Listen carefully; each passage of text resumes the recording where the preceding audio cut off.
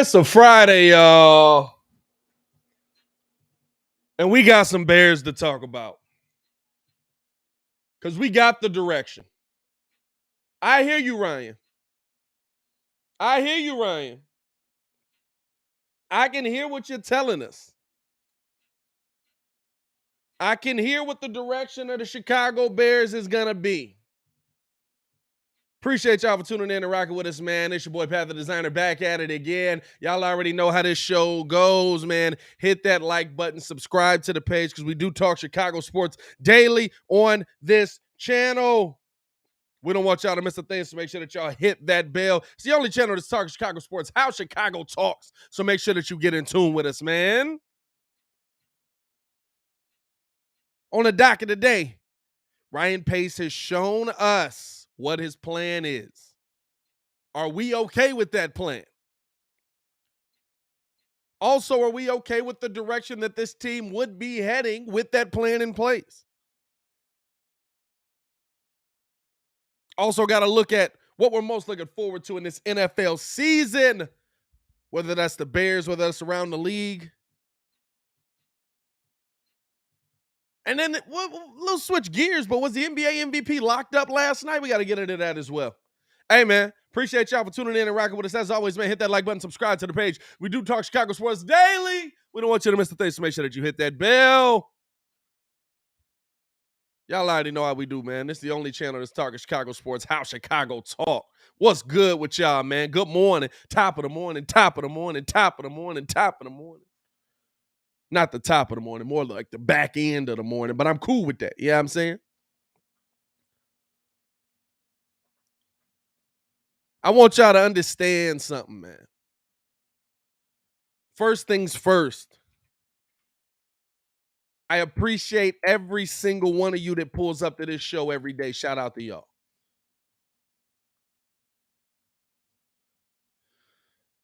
Your boy is piloting a 747 here. I got the Twitter over here. Live reacting over here. Doing the show here. Updating over here. So it means a lot when y'all pull up and rock with me every single day, man. So just hit that like button. I appreciate y'all. Y'all appreciate me. I'm glad that we appreciate each other. I'm glad that we out here able to do this, bro. Because we have good conversation on this show. That's what this show is all about. Having good conversation, having real conversation. Because a lot of people think that the Chicago fans, they undoubtedly they'll turn on their team, they'll do whatever. And listen, those are fanatics. Those are not the fans. The fans are here. Some of y'all be fanatics. I ain't gonna lie to you. But when you're talking about the man Ryan Pace, we gotta be logical, Chicago. We gotta be logical here. We gotta understand what we're seeing coming into this Bears season. We gotta understand what we're seeing coming into Chicago this season. Be prepared for it. Are you prepared for it? That's the question, right?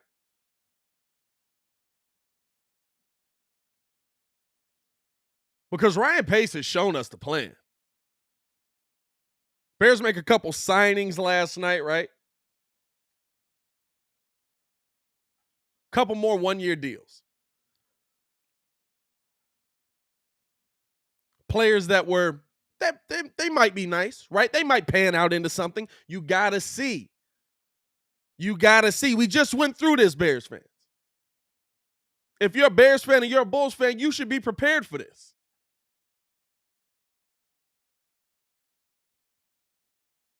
If you're a Bears fan and a Bulls fan, you should be prepared for what Poles has in place. Y'all know I'm going to be messing that up until doggone to the end of the world. I see you in the chat. Who's Ryan Pace? Y'all know I'm going to keep messing that up.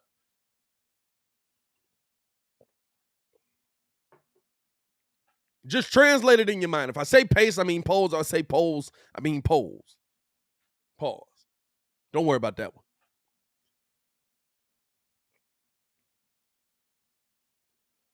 But the Bears make a couple signings last night, right? 1-year deal with cornerback Tavon Young. Sign a veteran tight end, Ryan Griffin, just after re-signing Horsted, right? Trying to figure out that tight end position.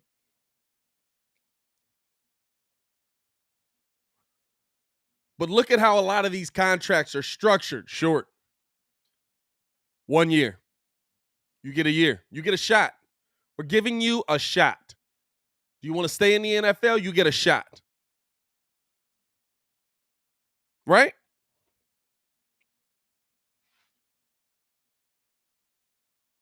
And whether we like the signing or not, whether we think that that could be something or not, he's giving them a shot. It's not about this season. And that's okay.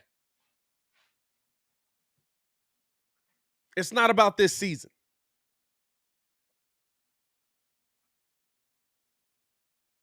It's not about winning this year. It's about developing the pieces you have here and seeing what you really have. He has to see what's on this roster because and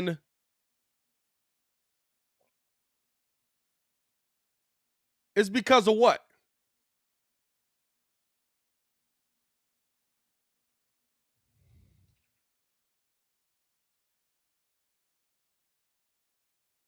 Because the guy that was in here the guys that were in here before couldn't do it.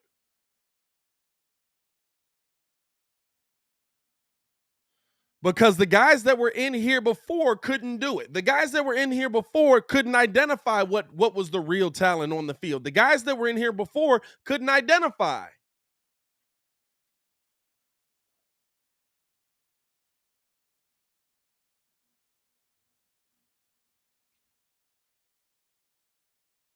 who was going to be the best players on the field at that time.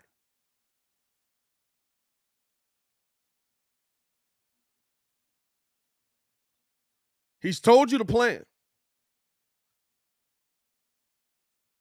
Are you prepared for it? That's the question. Are you upset with how it's gone into place, right? Are you upset with the mess that he has to that he hasn't done more, right? Are you upset that he hasn't done more?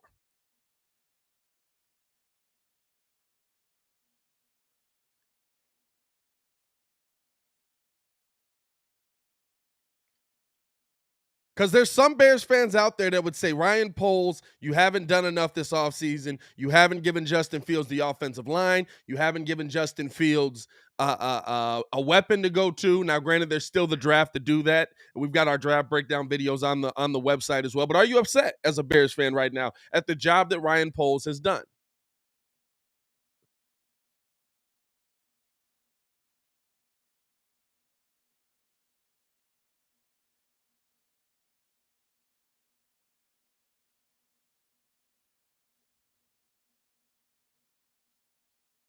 Because when you look at what's on the roster, and even if he does go get something in the draft, right? Are you expecting it to take effect right away? Are you expecting it to take effect right away?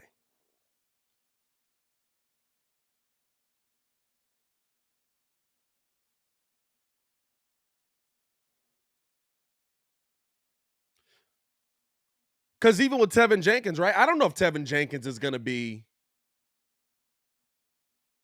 the left tackle of our future. I don't even know if Tevin Jenkins can play.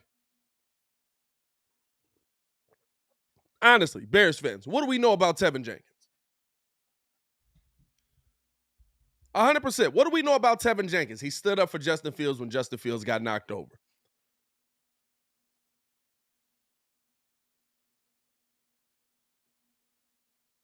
He stood up for Justin Fields when Justin Fields got knocked over. We don't know if he can play.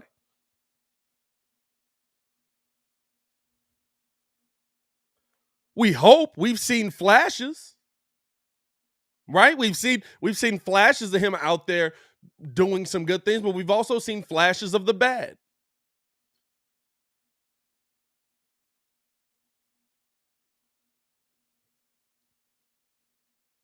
But we went through this process. If you're a Bears and a Bulls fan, we went through this process. You have to identify what's on your team first. If you're not going to identify what's on your team first, you're doing your team a disservice because there could be talent on this team that is cheap talent. And in the NFL, a lot of the teams that win and stuff like that are the teams that got that cheap talent, that got that rookie talent. Oh, there's a young guy that ended up panning out. How the heck did the Bengals just get to the Super Bowl? Cheap talent. Now, do you need your guys that you got to pay eventually? Yeah, you do. You do.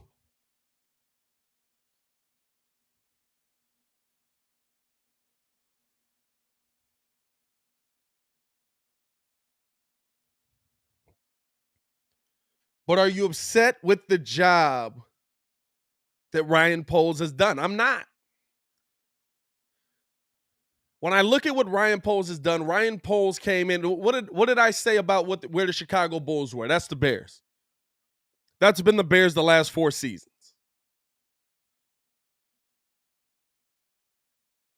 We weren't a dumpster fire. We were the dumpster that somebody else came over and put their trash in and then lit on fire.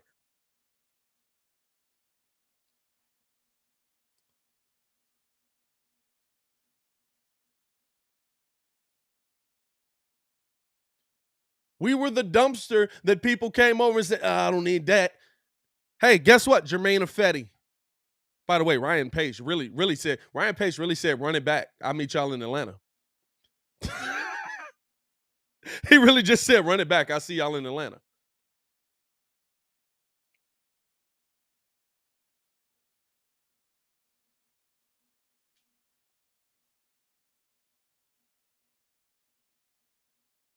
So you have to come into this season and you have to evaluate the guys who are on the field. Hey, can they really play?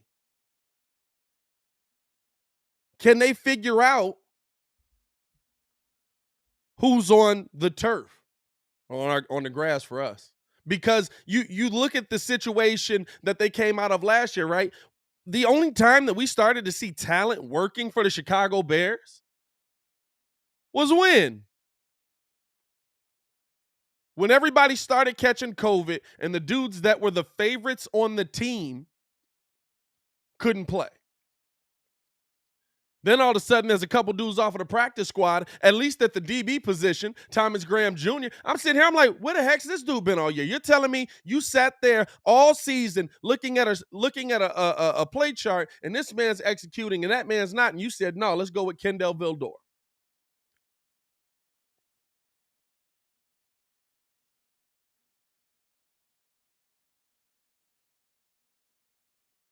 So he has to come into this and figure out, hey, can these mugs even, like, do y'all know what y'all have? The same way AK did. We're in a very similar position.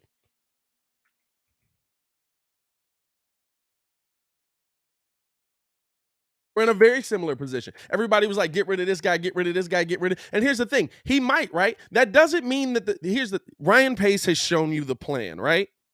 That doesn't mean that the plan can't change. The plan can change.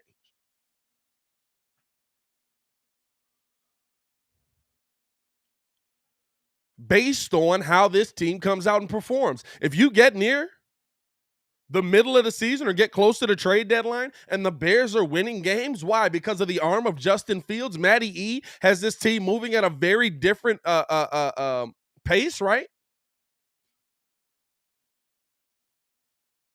You could see Ryan Poles make a deal halfway through the season to go get somebody that is going to help this team get to the next level. But that's on the team that's on the field.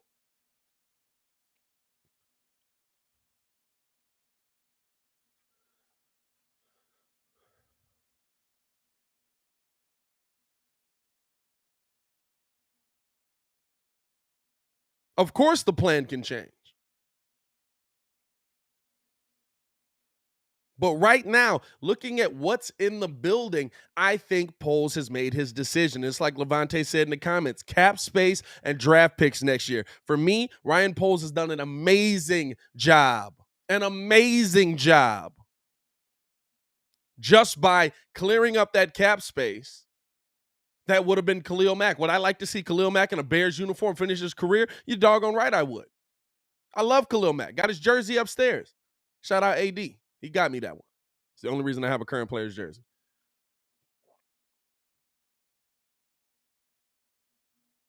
Would have loved to see Khalil Mack finish out his career as a Chicago Bear. But you know what? I also love the fact that he got a team to take on all of Mack's money. Why? Because they were desperate. They were desperate to win now. They saw where the division was heading. They were desperate to win now. There's Bears fans out here. You could have got more in capital. No, you can't.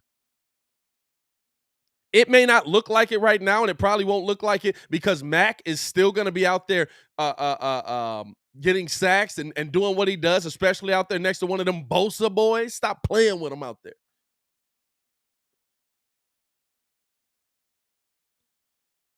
But you got them to take on all of the money. Think about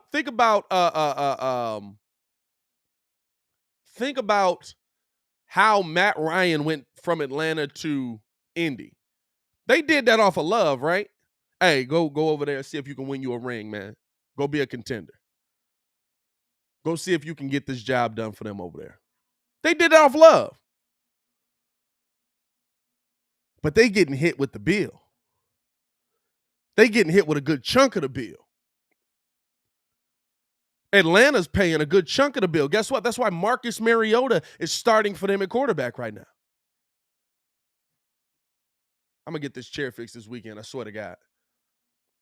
The chair is literally the Bulls and Bears seasons, right? It's just like slowly as the table turns.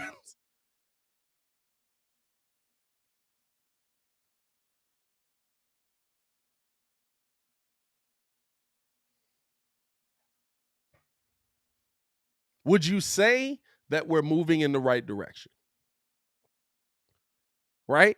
That's the question. He told you the plan. He's shown you the plan. I've said that. Are you okay with the direction that the team's heading? Are you okay with the direction that the team's heading? Right?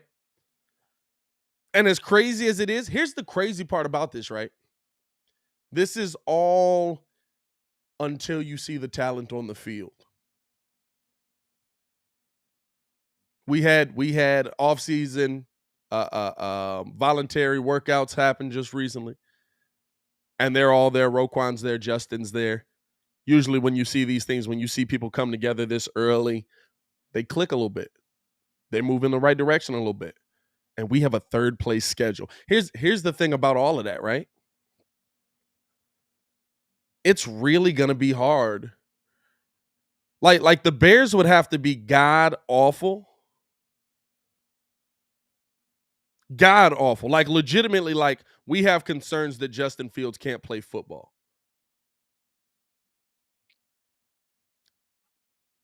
To lose a ton of games. Like they're going to lose games, right? They're going to lose games. But the Bears come in here with this third place schedule.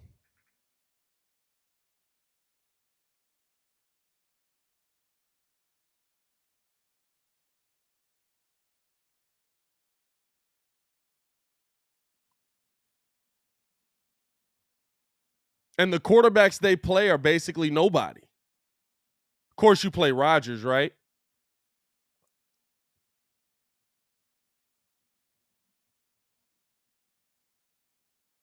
But you've still got Jared Goff, Marcus Mariota this year. A lot of subpar quarterbacks in there. A lot of guys that you can get a dub over. A lot of guys that the Bears should be able to get wins over.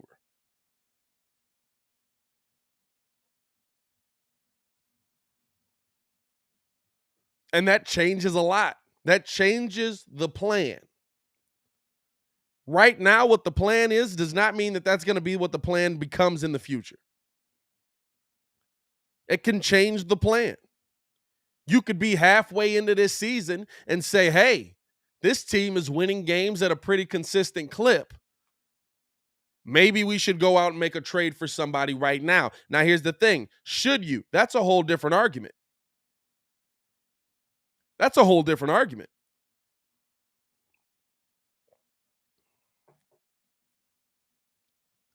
Because we've seen the gambles, right? We've seen the gambles.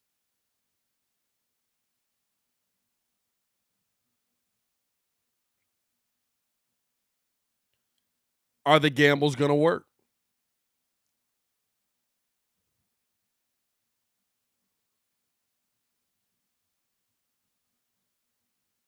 You're trying to fix what was a dumpster fire, and you've got the perfect schedule to do it. Now, the other thing that you have to talk about with that, right? Don't get fooled, Bears fans. Don't be fooled by the Bears if they do have a good season this year, right? Don't be fooled by the Bears if they do have a good season this year. Don't be fooled if this team comes out and gets a bunch of wins. They might. Let me pull it up here.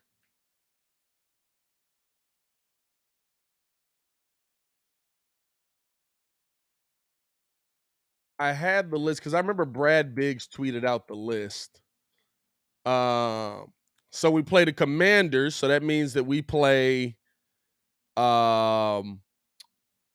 what's that fool name they just traded from Indy? Can't even think of his name right now. That's how irrelevant he is. Carson Wentz. Jared Goff, we got the Lions. Packers, of course. Vikings, Kirk Cousins, okay. Eagles. Might win, might lose. Bills is probably an L. Dolphins have Tua. Cowboys, Dak, pretty good quarterback. Bears do a good job against Dallas, though. I'm not going to lie to you. Packers, Minnesota again, Detroit again. Mac Jones in New England.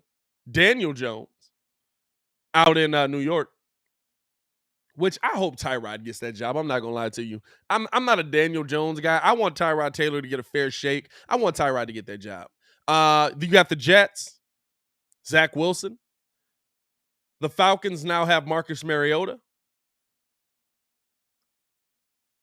The Texans have, I don't even know who the Texans quarterback is. I'm not going to lie to you. And then you got the Niners with Trey Lance. Maybe. Still no word on a Jimmy G trade here. Maybe Trey Lance.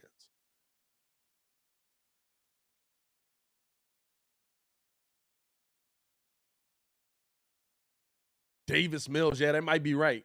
Shout out to Tom in the chat. That might be right.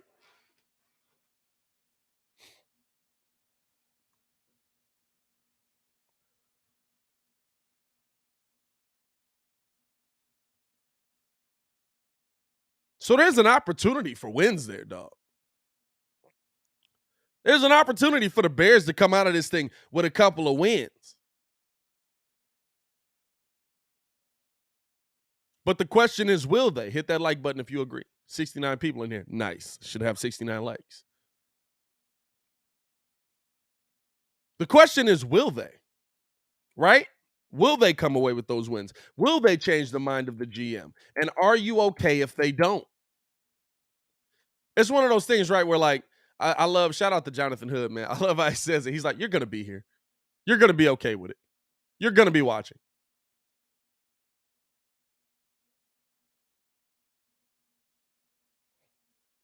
It doesn't matter. You're going to be.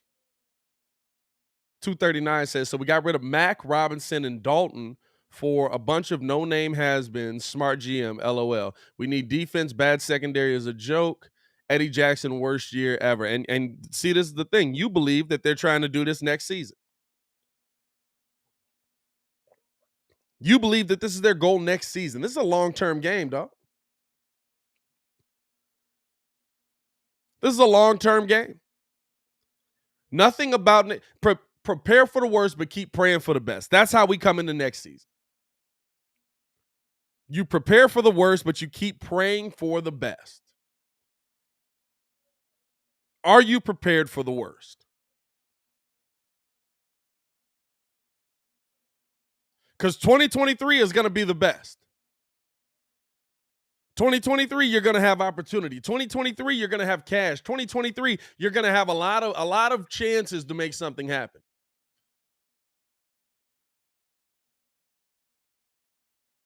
Right?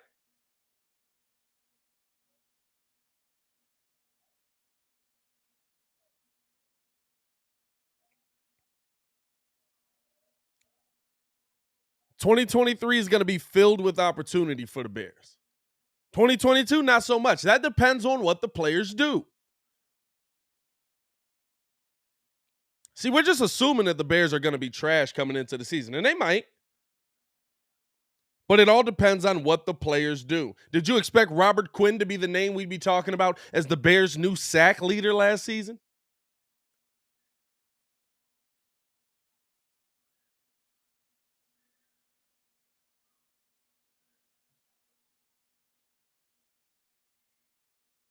Did anybody expect for Robert Quinn to be the Bear or to be the Bears sack leader last season?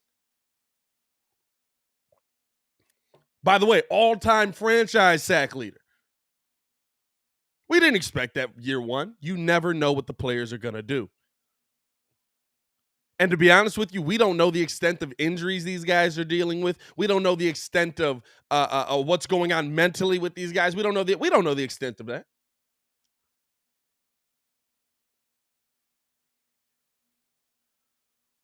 All that we know is, hey, these guys should be this, they should do this, they might do this, and then will they do it? Right?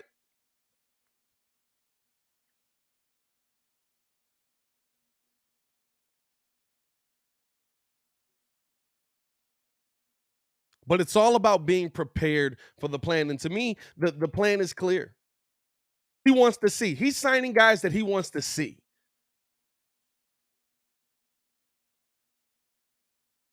He's signing guys that he wants to see if they can play. Hey, guess what? These are guys that possibly could get you to the next level. But these are also guys that I identified when I was in Kansas City that we might have wanted, didn't get, and we weren't that hurt that we didn't get them. Right? That's what he's picking up. That's what he's picking up here. Guys who want a shot, guys who might be out of the NFL next season, guys who, that's who he's picking up here.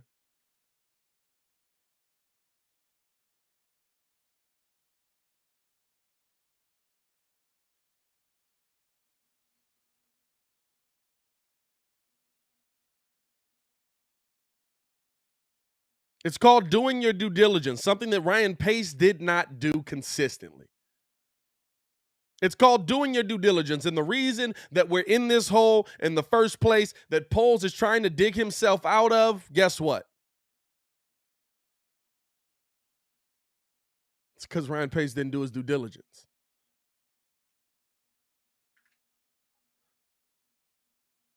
How many times did we talk about that?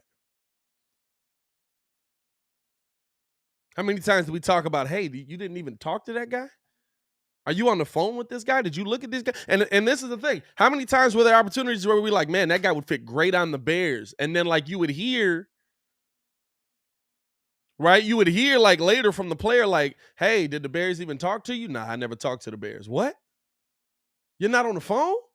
Like, just place a call, brother. Just hit them up. Just talk to them. Just say, hey, what are your thoughts on the Bears right now? But see, that's when you get into a defeatist attitude. And when you get into a defeatist attitude, now you have to overpay to get people to want to come there because they know you feel defeated and now they feel like they have the power. Guess what they do? Ryan Poles is trying to pull us out of that. When you get to the point where you're not picking up the phone to make calls, you feel like you've lost already. We can't get that guy here. I remember on I Am Athlete, they were talking about the difference in colleges, right? They were talking about the difference in colleges and when like colleges like at the Jackson State level and stuff like that, they would put out a, you offer a scholarship to a kid hoping that he comes there, hoping that he picks you. And then all of a sudden, like Alabama sees them or LSU sees them, and they put that scholarship out there, and the other colleges just pull it back. Why? Because they don't feel like they can win. They don't feel like they're going to get you. They don't want to waste the scholarship. They would rather send that scholarship to another kid.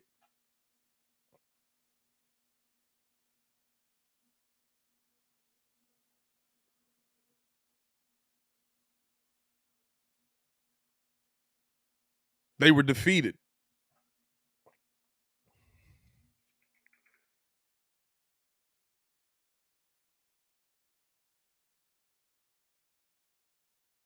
They were beaten already mentally.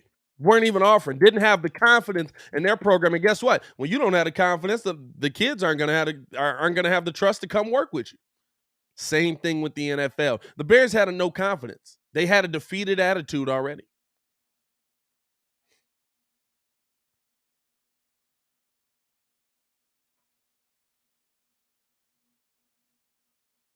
They weren't even calling anymore.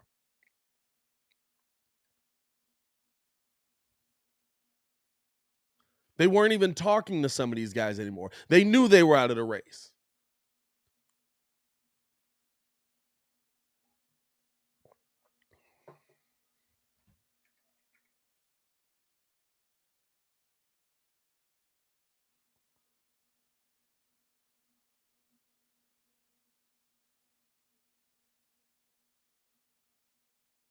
And now you see them, listen, they're trying to pull this out.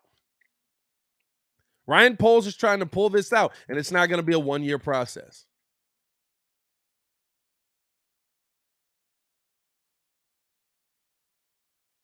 And guess what? He's getting guys in the building that, hey, are you hungry? You want to stay in the NFL? Do you want to win? Guess what you got to do that? You need to be flying to the ball. You need to be trying to take people's heads off. You need to be trying to finish this playoff. You need to be trying to, you know what I'm saying?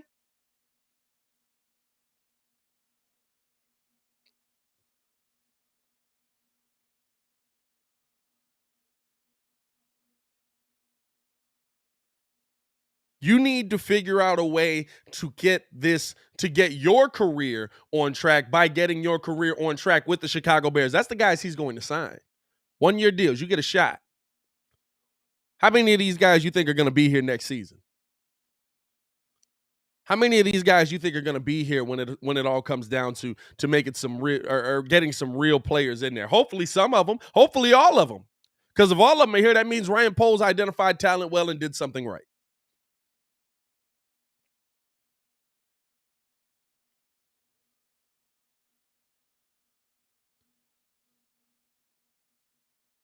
But are you okay with the plan? As a Bears fan, are you coming into this season okay with the plan that Ryan Poles has put in place?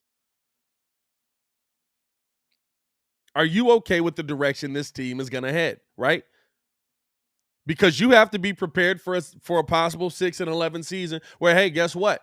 We're trying to figure out if Tevin James. It's not just Justin Fields. Everybody thinks it's just Justin Fields.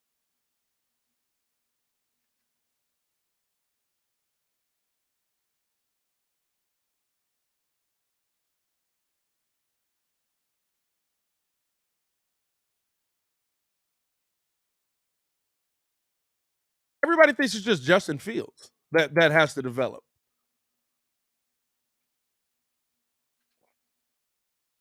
The guys that are blocking for Justin have to develop just as much. They were taken at the same time. Justin's success is also pending on, can Larry Borom play?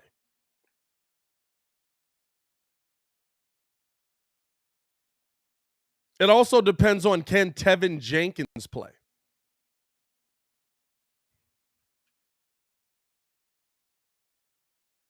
It also depends on what kind of season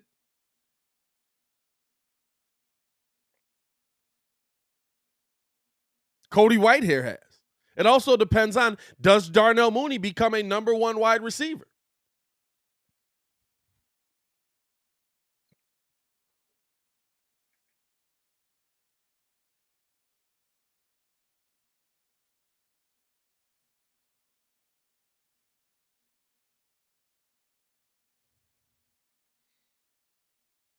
It's not just Justin.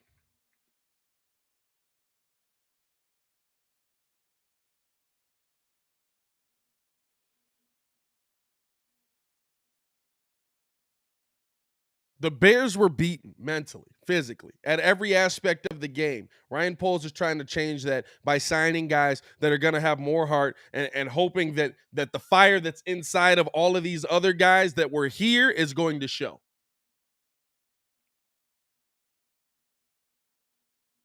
Here's the thing. That could still lead you to a 6-win season. Right? I feel like this season is interesting, right? Because it's like, for me, this season is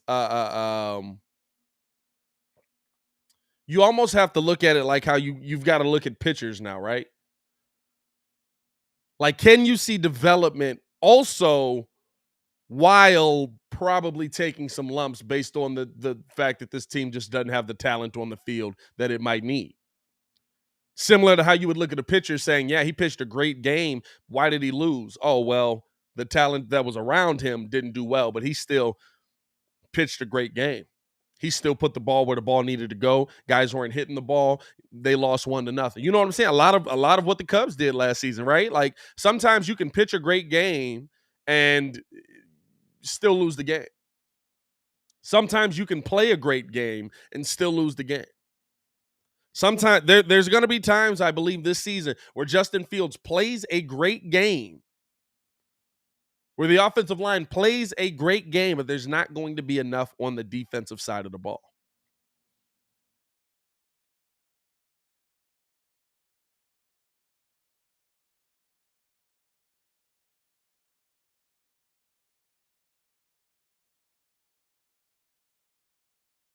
And I don't think you can fix everything in one offseason.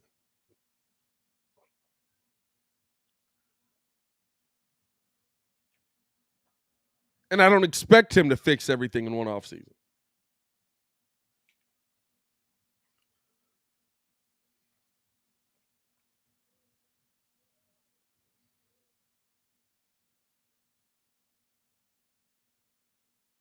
Now, the interesting thing about the NFL is that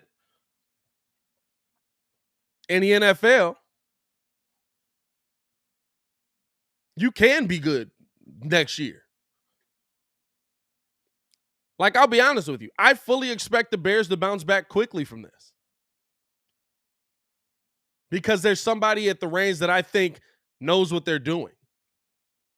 You can legitimately be the worst team in the NFL one season and be in the Super Bowl the next. We just saw it. It's all based on how the talent develops, right? Say Tevin Jenkins, Justin Fields, Larry Borum, they all can play football. They're all great football players. Now you have the opportunity to focus on the other side of the ball. Now you have the opportunity in the draft, right? Because here's the thing. This year is going to be, hey, can that side get right? Can that side play well? Can that side figure out what it's doing? Because we need our offense moving in the right direction. We need more points on the board. And there's going to be, here's the thing you also got to remember, right? There's going to be more points on the board. Y'all have to understand what we're coming from.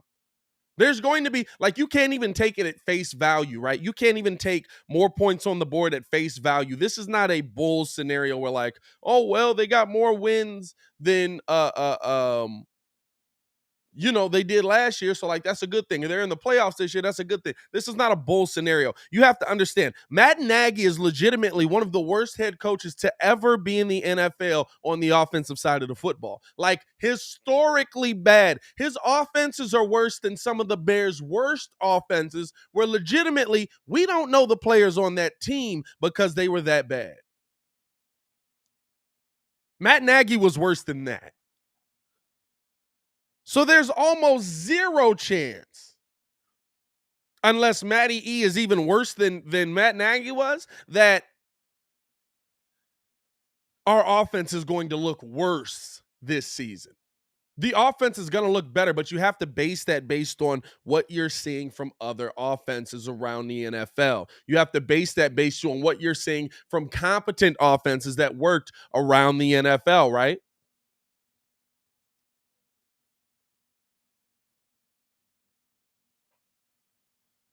Like, you got to understand, Matt Nagy was historically bad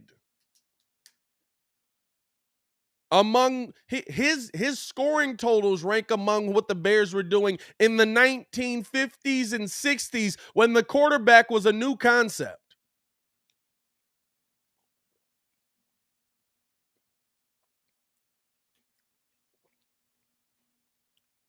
When the T formation wasn't even in the song yet. That's how bad Matt Nagy's offenses were. You know the whole, we'll never forget the way you thrilled the nation with your T formation. That part hadn't been added. That verse wasn't in the song yet. T formation was new. They were watching them thrill the nation right at that moment. Matt Nagy's offenses rank among those.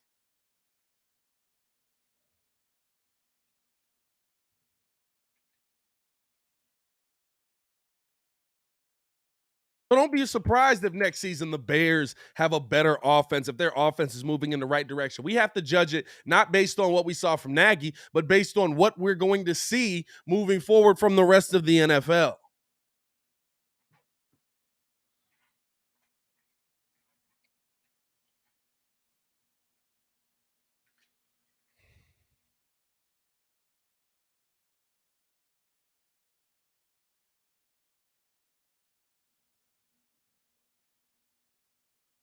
But there's going to be a part of this, right, where like if you see that development from the offensive side of the ball, even if it's just, hey, handing the ball off to A-Rod or handing the ball off to David Montgomery, handing the ball off to Khalil Herbert, doing a lot of run stuff, using Justin Fields sparingly, not using him a crazy ton unless he's showing you that he's digesting everything. Because here's the thing, you're also coming into this season with an entirely new offensive set. Everything Justin learned last year, thank God, forget that. He's got to forget it. He's essentially a rookie again. He just knows what it's like to get hit this season.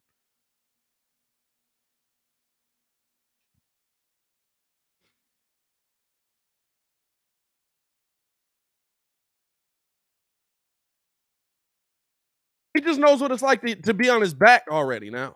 You know what I'm saying? He knows how NFL pass rushers can hit you.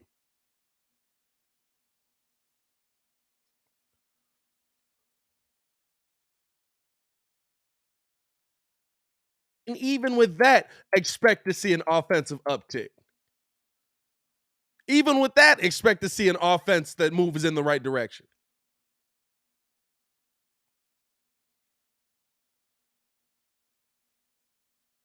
Make sure that we're evaluating this team the right way. Because you don't want to give up on it too soon, right? You don't want to say, "Oh, we've got that piece locked down. We've got that position locked down." We felt that way about Eddie Jackson 2 years ago, right? How do we feel now? Is he the same dude? He the same caliber of player? Can he be the same dude?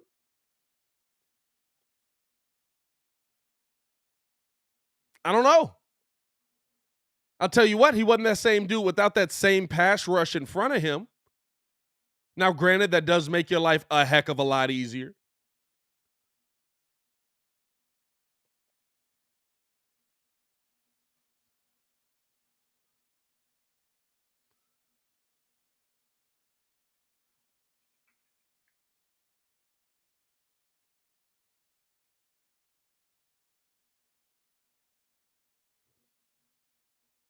But can you say that we have the same level of players on that side that we thought we had answers to?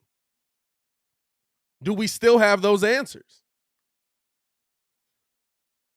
I don't know if Eddie Jackson can play. I know it irritates me that he didn't touch people when they were down. I think Eddie Jackson can play. I think Eddie Jackson just got caught up in a lazy system.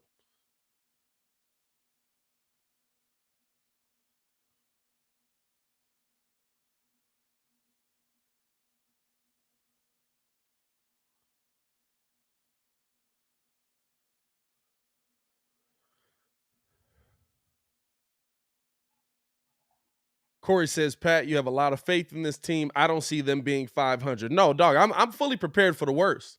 I don't see them being 500 either. But I'm praying for the best. There's a schedule that they could be 500. Like, legitimately, the quarterbacks you play, the teams that you play, here's the thing I will say, right? The people that Ryan Poles is bringing in, this is the one thing that I can say about the Bears. The people that Ryan Poles is bringing in do something very specific to what you need. What do I mean by that?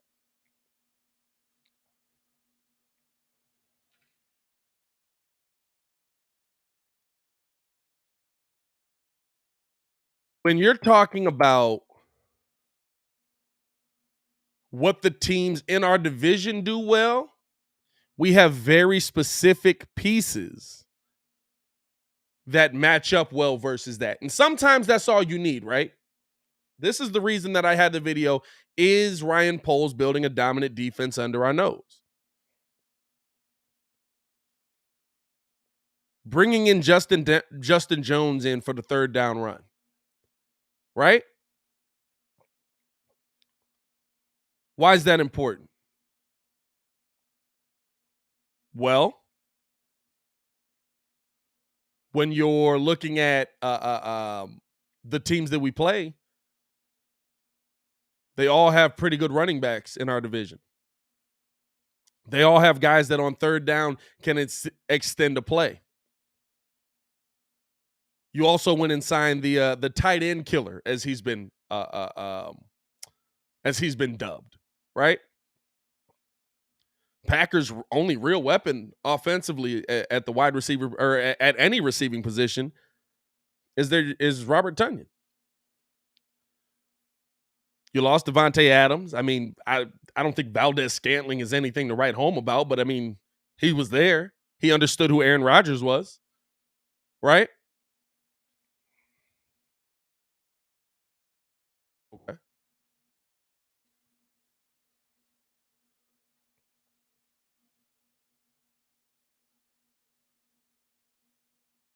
On the on Detroit, their only offensive option, tight end. Minnesota has a little bit more offensive options, but even there, really good tight end. Right? Like, you're also hoping that Jalen Johnson is the dude that can match up versus Justin Jefferson. So, like, he's bringing in pieces that are very specific to what the teams do well that are in our division.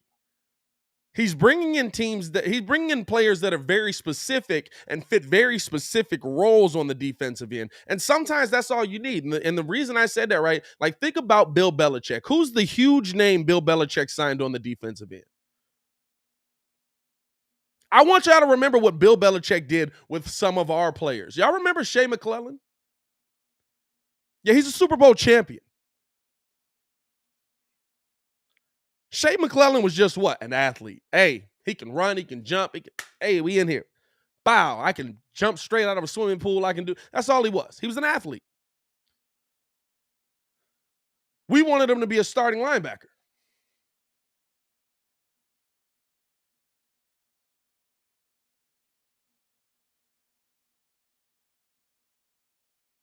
We wanted him to be a starting linebacker. He wasn't a starting linebacker. He was an athlete. What'd Bill do with him? Hey, you go out there on third down, you fly around.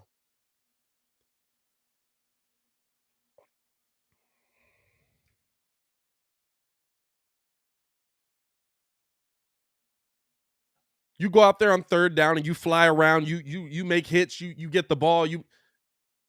It's all Bill asked him to do. Play a role. When you're on this team, you play a role.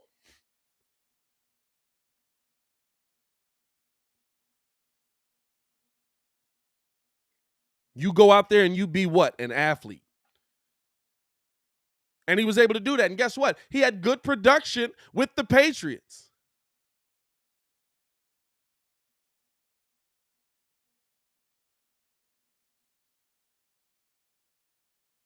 And when he had that good production with the Patriots, he helped them win a Super Bowl ring. His name was getting called in the Super Bowl. I'm like, yo, what the heck is going on? Shea McClellan is out here like actually getting busy.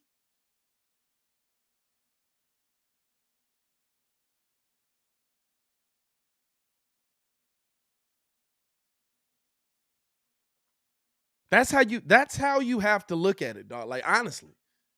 That's how you have to understand like the pieces that Poles is bringing in. Are they great pieces? Probably not. Can they play a role?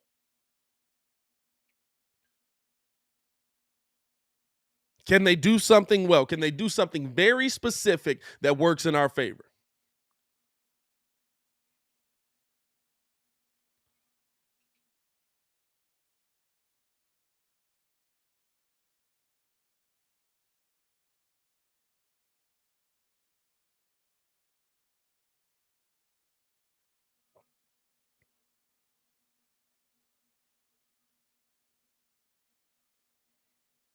Corey says, when you have Brady and a solid O-line, the defense just has to hold and be decent. Pacers were offensively fed, didn't need all-stars. Go back and look at them defenses, my boy. That's not true. It's not true. Yeah, they did have Tom Brady, and they had some really good offenses there.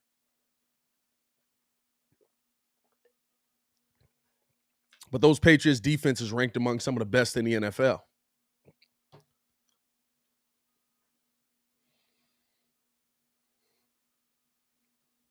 Those Patriots defense ranked among some of the best in the NFL with dudes that we don't, I mean, until you get to like what, Stephon Gilmore?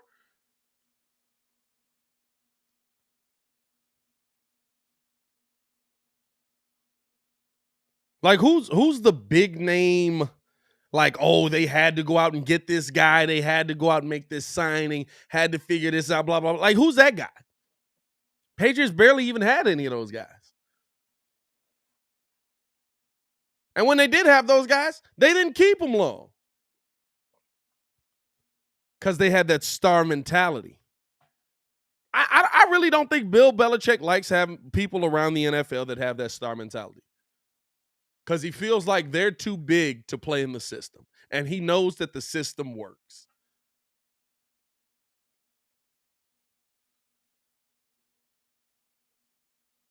Yeah, Gilmore's cut now, but I'm just saying, like, at the time when they got him, you know what I'm saying? Gilmore's a pretty big name around the NFL.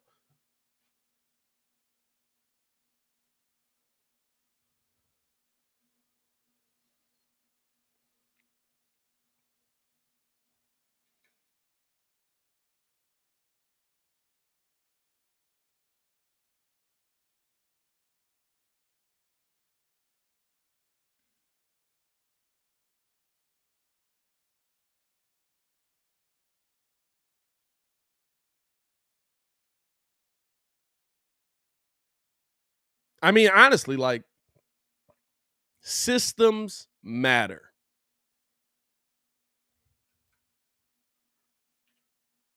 And what I see with the guys that they're bringing in are guys that fit a piece. You need guys that fit a piece. You need guys to fit in a spot. You need guys, because here's the thing, right? If Robert Quinn has another great sack season, maybe not a 20 sack season or whatever it ended up being. What did he finish with? 20 sacks, right? Maybe not a 20 sack season.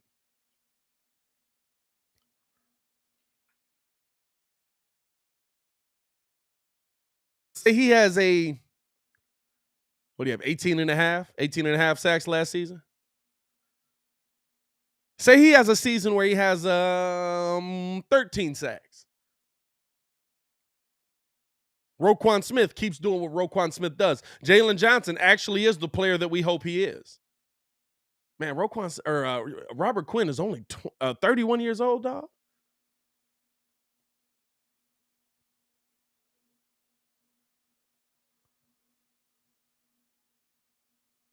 That man looked like he working on a car right now.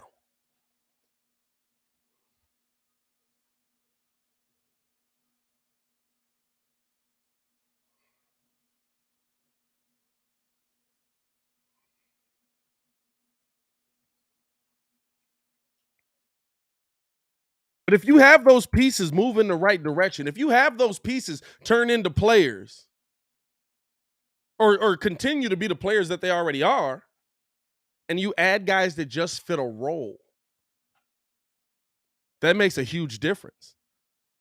Now you're in a position where, hey, maybe this isn't a bad defense. Now you're in a position where, hey, maybe these boys can play a little bit on the defensive end. Now you can focus on the offensive end because everybody that's there is young. It's not always about having a team full of stars. It's about having a team full of players. Hey, Don Bro, I'm a pro at ignoring you, my boy. Shout out to you pulling up, though. I'm a pro at ignoring you.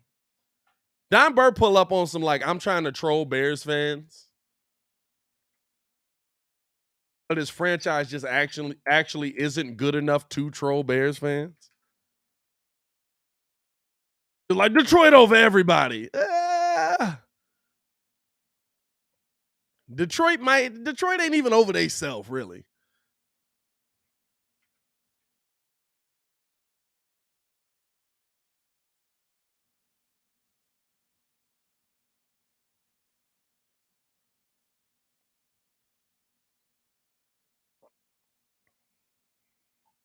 The big thing that the Bears can do with this, especially moving forward, and I want to get into some other things around the NFL as well. Also, we got MLB opening day for the White Sox, so I'm going to cut that on. My mouse.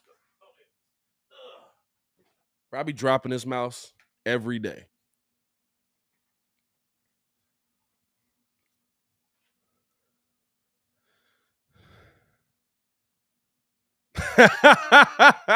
Hey, Roy, that's good. Hey, Roy said, Detroit versus good football. Hey, shout out to the chat, man. The chat be on point. I'm not going to lie to you. Detroit versus good football is hilarious. Oh, man.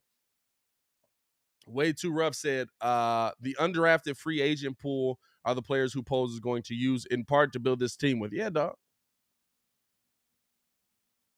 And here's the thing. That's normal. That's how it's supposed to be. That's what you're supposed to see.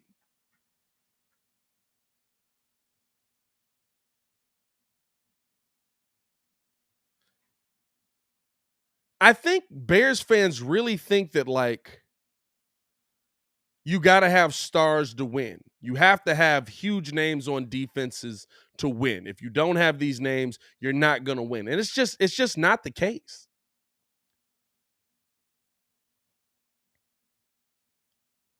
Most teams in the NFL have a couple of names that do really good for them, and they have those pieces that you fill in. Most teams around the NFL have those. I mean, you honestly have, like, think of every great team, like even the defense that the Chiefs had. The Chiefs defense wasn't good.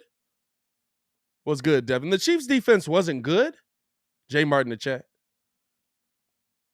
Chiefs defense had one good player that played really well at the most important moment of his life. And that one good player was the reason that defense went. You know how we know the Chiefs defense isn't good? They just traded Tyreek Hill. What do we all expect them to go out and do?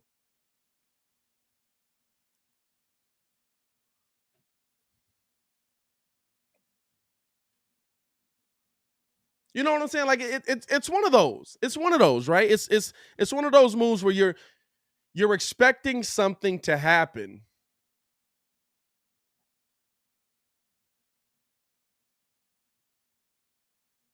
That just normally doesn't happen. Cornelius, the Rams killed that. Pat, they had a super team last year. Yeah, and they got rid of a lot of those pieces. Also, Jalen Ramsey got destroyed. hey, I'm gonna tell you this right now. The narrative would have been completely different if Joe Burrow had a half a second more. Hey, I'm not gonna lie to you, dog. Robert Shorts was good. Hey, we heard your call on Locked In too, Robert Shorts. We answered that today, man. Go check that out. I'm not gonna lie to you, dog. The narrative around what the Super Bowl was and what it would have been completely different if the Chicago or if Justin or why am I having a stroke right now? Y'all seen that? Y'all saw that live on the air. If Joe Burrow had a half a second more to get that pass off, because Jamar was cooking everything that Jalen Ramsey thought he was.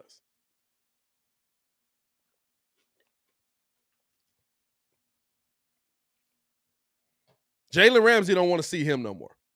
I'll tell you that right now. Hey, man, over 100 in the chat. Shout out to y'all for pulling up, man. Hit that like button, subscribe to the page. We do talk Chicago sports daily on this channel.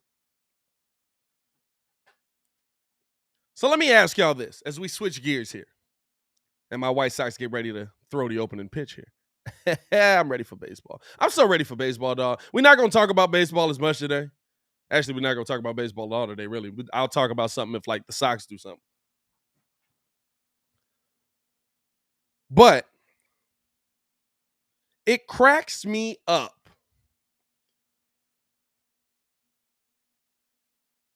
at the amount of change we saw around the NFL this season. And so the question that I got for y'all today, the question that I'm looking at to really break down and get into, because the amount of change is ridiculous. Who are you most excited to see? What are you most excited to see? What team are you most excited to see? What are you most excited about the upcoming NFL season?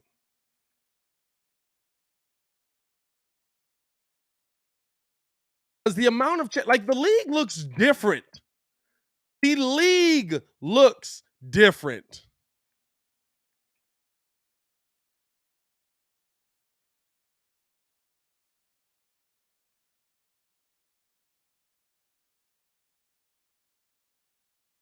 Devontae Adams is out in Oakland. Russell Wilson.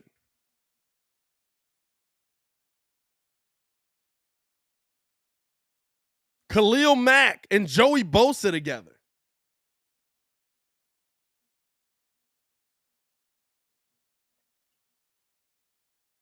The league looks different, and it is scary, dog. Even outside of the Bears, right? Like, for me, like, of course, I'm going to be watching the Bears. I do this. I'm going to be watching the Bears very closely.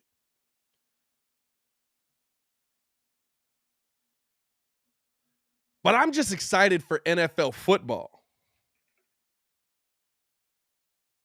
I'm just excited to see what the heck the league's going to look like. Oh, by the way, Tom Brady's back. Travis, I'm right there with you. I want to see what Mitch Trubisky does out in Pittsburgh.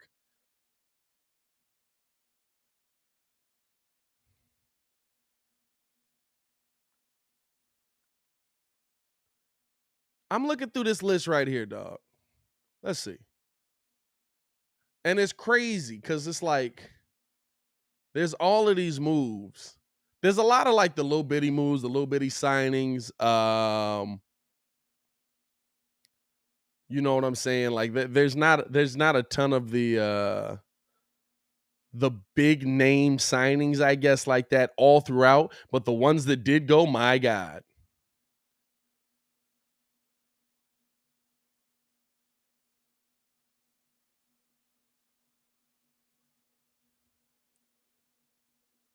There's so much turnaround. Zadarius Smith is with the Vikings. Good grief. I feel like I overlooked that even. You know what I'm saying? Like,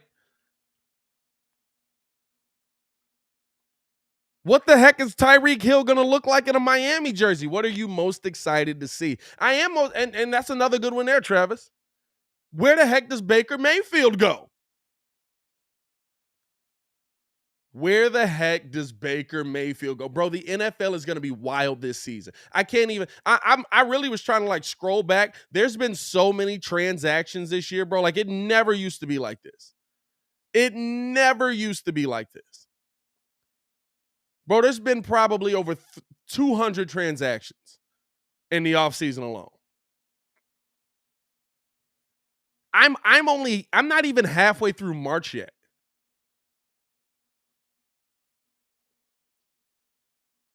Kenny says he's excited to see Russell Westbrook to the Denver Broncos. How's that going to work? Because at first we were like, hey, man, they got it. And then you look at the rest of the West and you're like, ugh, maybe Derek Carr wants to get out of there. And then Devontae Adams is like, hey, yo, let's go over here.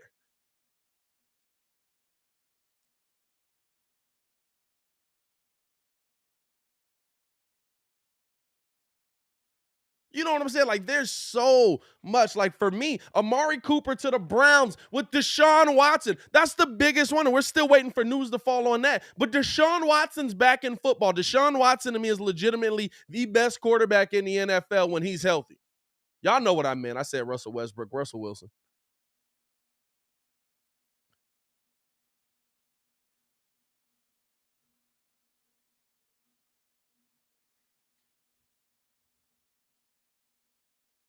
Prodigy, you got jokes this morning. That's all good. Like, legitimately, dog, like, where these guys are gonna land. Where does Baker go? There's still Jimmy G on the market. Jimmy G still doesn't have a team. Jimmy G still doesn't have a team. We don't think nobody thinks he's coming back.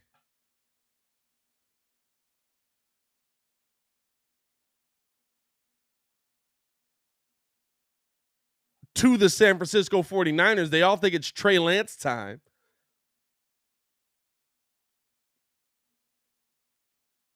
And Jimmy G is going where? Nobody knows. And the wild part, here's something even more wild. The Bills got Von Miller. Yeah, that dude that was huge for the Rams winning a Super Bowl this year. Now he's a mercenary for hire. He's in Buffalo.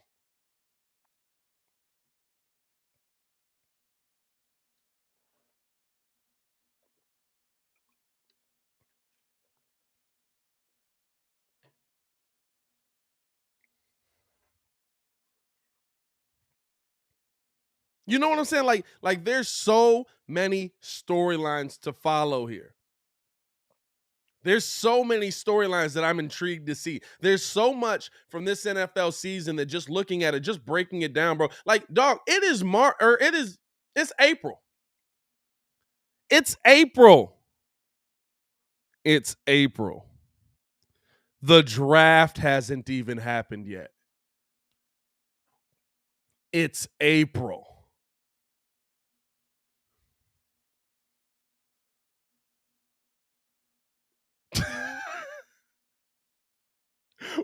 we've literally still have months till football is back. We literally have months till football is back, and we've seen this much turnaround. That's mind-blowing. Cornelia, shout out to you, man. Been a Breeze super fan for 4 months. That's love, my boy. Appreciate that love. Appreciate the support. For me, the most intriguing storyline to hit this offseason that I really want to see, and I want to see how it works out, and I want to see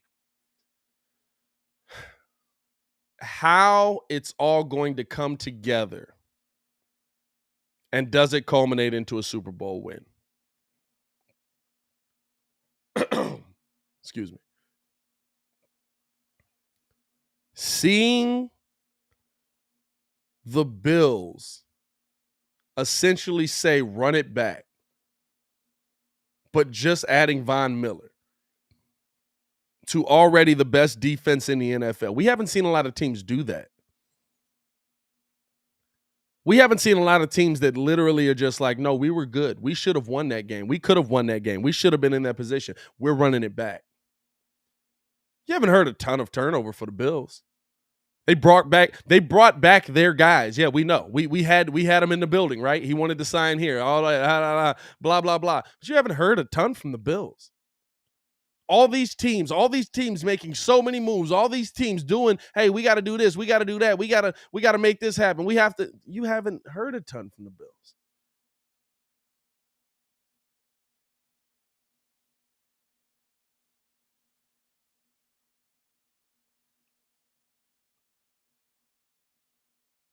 I mean, literally, re-sign Diggs, re-sign Bates, sign Matt Barkley. Shout out to Matt Barkley getting the job done out here. I also love that, like, the Bills. This is the other thing. I also love that the Bills are like, hey, we want to show you how much you suck. We're going to take your old quarterbacks and develop them into good quarterbacks.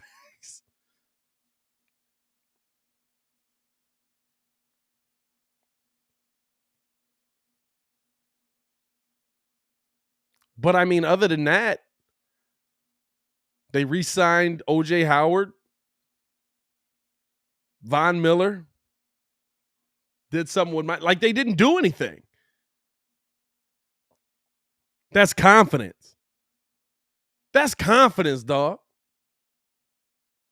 That means they absolutely thought last season they should have been in the Super Bowl. That means they absolutely thought last season that there's no way we should have lost that game, which is why the rule changes were pushed so hard.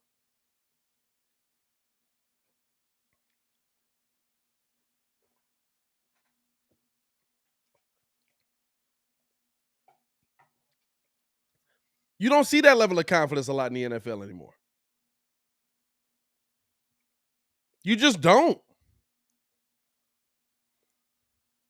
I'm intrigued to see what Josh Allen can do with the same weapons coming back again. And if all of a sudden these rule changes now make a difference, right? Now, the rule changes only affect when you get to the playoffs.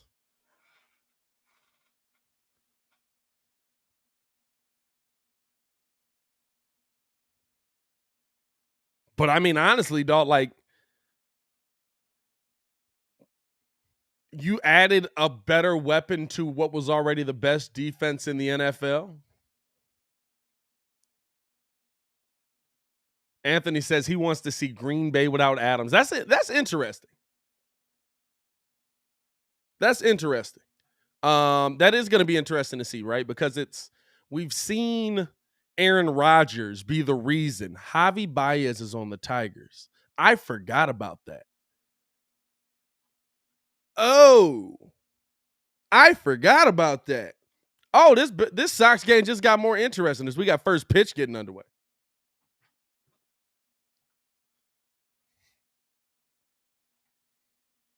It is going to be interesting as the baseball season is now underway to see what Aaron Rodgers is actually able to do without having his number one target there anymore. What Aaron Rodgers is at, and here's the thing, I fully expect him to still be Aaron Rodgers, right? But you would think there'd be a little bit of a drop off. You know, maybe and maybe it's just he throws a few more picks. Maybe he gets the double digit picks again, right? Because he's throwing the ball, it hits a receiver in the hands. He's now got dudes that he doesn't have dudes that catch it at a 75+% catch rate anymore. He has dudes that catch it at a 55% catch rate. So that means there's going to be a lot of, oh God. Right? There's going to be a lot of that.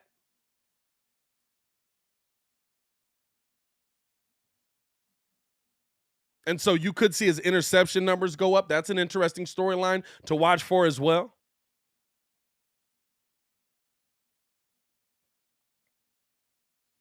I think the question mark of when's Deshaun going to be able to play is going to be interesting to watch for.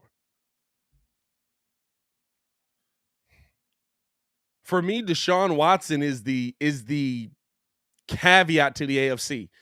And he's with Amari Cooper already. I absolutely think that Deshaun Watson could come back and make his mark on the AFC in year one. Jason says Mahomes without Tyreek. I want to see that. I'm not going to lie to you, bro. Like, Tyreek leaving, especially with them getting Juju. Ooh, that was a questionable strikeout. especially with them getting Juju, right? Like Tyreek leaving, it doesn't do much for me. And I'll tell you why. It's not a disrespect to Tyreek at all, but it's about uh uh um it's about who the ball was going through. We already know that they wanted to get the ball to Kelsey, that in crunch time, Kelsey was going to be the option. In crunch time, Kelsey was going to be the one that they were throwing the ball to, that they were trying to get it into. They were trying to, right? Like we know that was Pat's go-to move, go-to guy. I think you'll see a ton of drop-off from the Chiefs. I just don't. You know what I'm saying? Like, and now, like, you look at them, now they have the capital. Now you don't got to pay Tyreek, and you've got the draft capital. Ugh. Okay, we can have that conversation. What are you going to do with it? Oh, we're going to fix our defense. You're going to have a defense?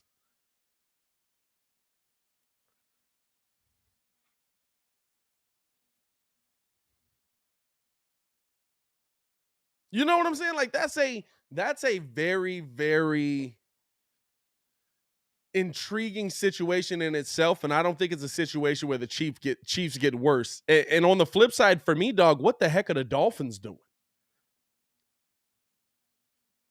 On the flip side, for me, what the heck are the Dolphins doing?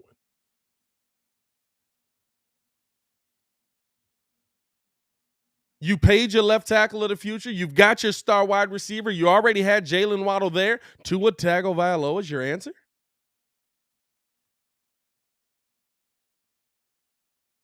Is he really? Tua's the guy? That's your answer?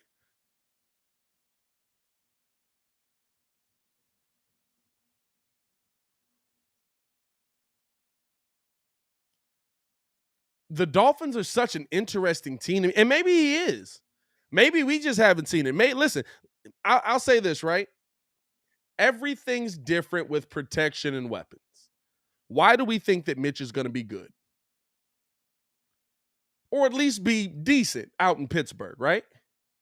Why do we think that Mitch will at least be decent out in Pittsburgh? Because they can protect him?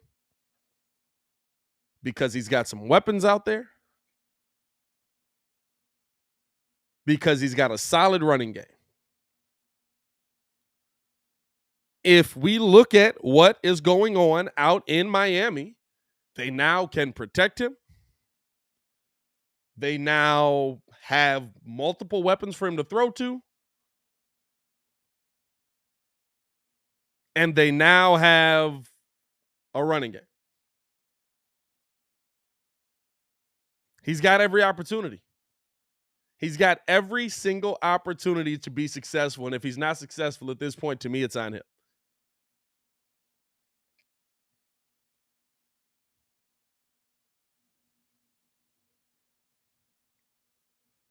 I mean, honestly, it's a interesting dynamic that they have out in Miami right now, because it's just like, dog, I don't know.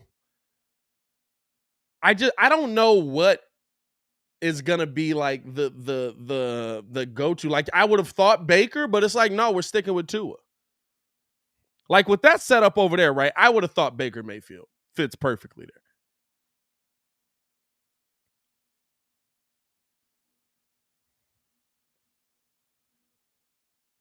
With that setup there, I would have thought Baker Mayfield fits perfectly there. Or at least, you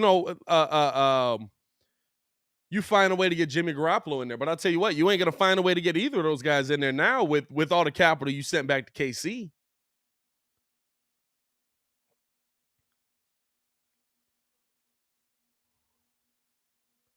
Now you've got no options on that front, right?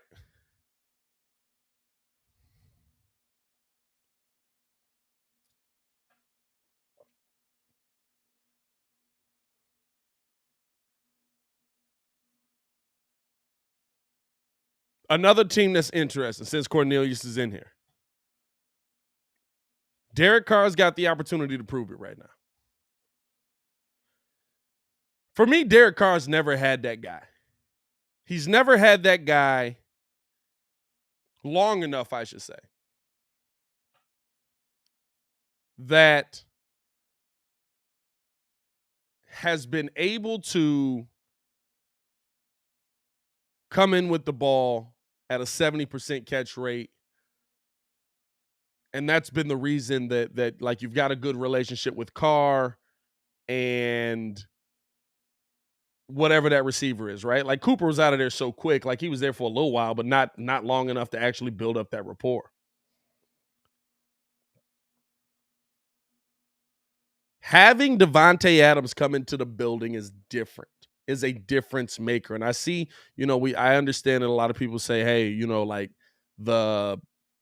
anytime somebody leaves Aaron Rodgers, they have a drop off. I'd say look at the quarterbacks they went to. There was a drop off for a reason. And now you want to see, hey, can Derek Carr be that guy? Can Derek Carr be the guy that leads you to the promised land? Can Derek Carr be the guy that gets you over the hump? And it's not going to be a cakewalk. It's not going to be easy. Keith said Carr is just another. Did you say he's a Kirk Cousins with garbage numbers? I don't know if I'd say Derek Carr's got garbage numbers.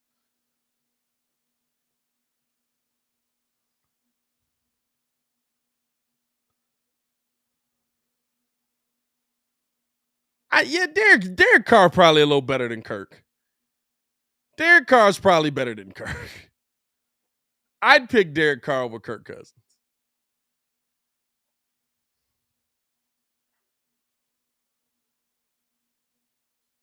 But I mean, honestly, it's like there's not like it's sad that it comes at a better time or at the best time for the AFC West, right? Like you hate to see him finally get that weapon with the AFC West.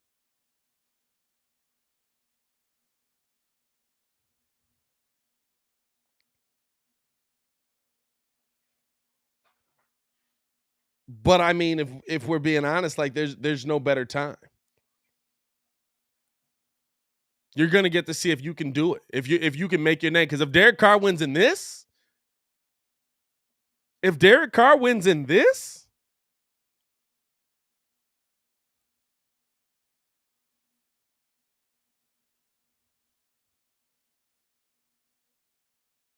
there's not even a question. Cornelia says, don't forget, Pat, we got Derek Carr, Devontae Adams, Darren Waller, Hunter Renfrow, Josh Jacobs. We might get Julio Jones. I'm not going to lie to you, dog. A lot of them names like, okay, I give you Hunter Renfrow. A lot of them dudes just fast. Hey, that's the one thing. That's the one thing that cracks me up about hey, Eloy through the middle, White Sox on the board, baby. Let's go, baby. Let's go, baby. White Sox Nation in this John. Let's go. 1-0.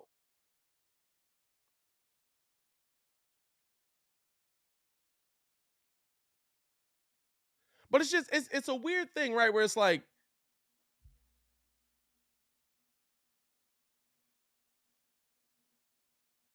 the Raiders always like. Has anybody ever looked at like just about all the Raiders wide receivers and receivers in general? Like them mugs, like it's like they go out and draft and they be like, "You got any felonies? Maybe. Can you catch? Well, we'll see. You fast? Yeah, I run a 4.2. All right, bet. Get in here. What? Huh? Wait. What?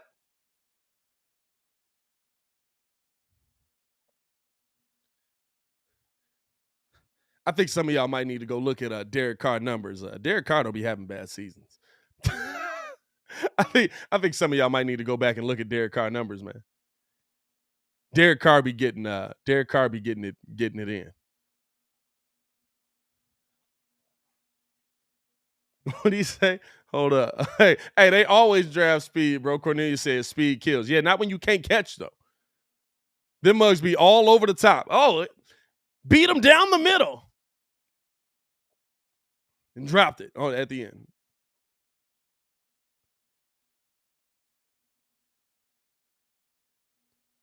Hey, facts. Hey, Phenom said the Raiders always good on Madden. That's a fact. That's a fact. That's funny.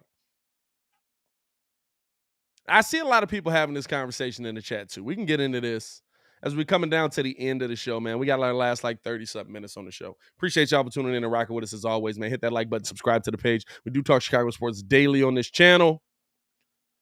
It's the only channel that's talking Chicago sports, how Chicago talk. So make sure that you get in tune with us.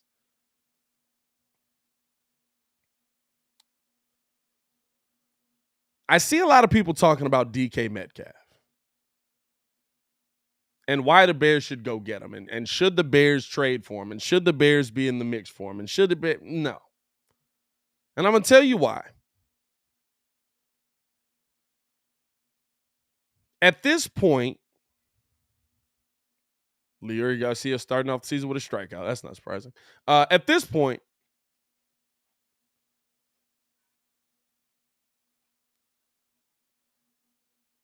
DK is someone that a lot of people are going to have to pay a lot of money to, depending on what team he goes to. At this point, DK is somebody who's good, who's quick, who's got a big body. But if you really look at DK Metcalf,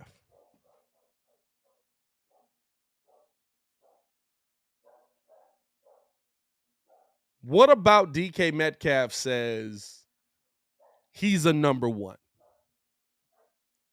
Somebody tell me that. What about DK Metcalf says that he's a number one? DK comes with great numbers. DK comes with a nice good amount of touchdowns, but DK also is standing next to Tyler Lockett. And I think we diminish how good Tyler Lockett is because of DK Metcalf. This is the reason why I say no on DK. You're going to have to pay him a ton of money. He probably still comes here and is your number 2 wide receiver. But you have to pay him like a 1. He probably still comes here and is a wide. He would be a number 2 on your team, but you have to pay him like a 1. DK is a guy that he doesn't need a ton of separation to get the ball, right? He's huge.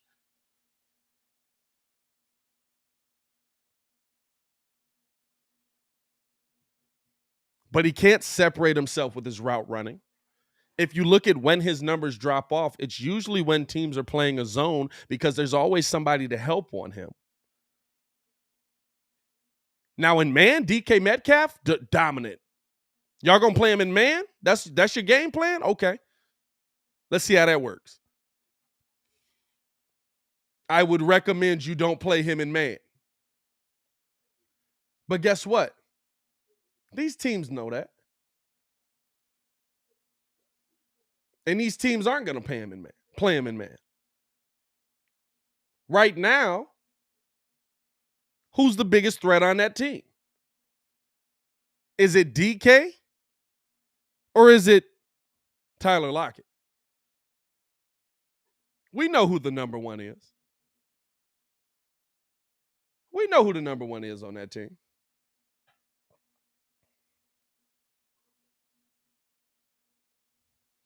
DK Metcalf last season, 58% catch percentage. Now, did also not have Russ for a couple of games, so that could be weighing on it as well.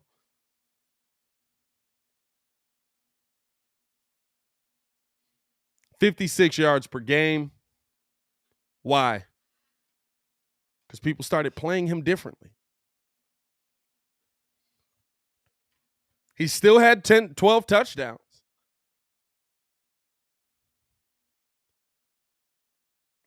But you're going to be paying a guy that comes in and you're hoping can turn into a what? Julio Jones, a Megatron, you know what I'm saying?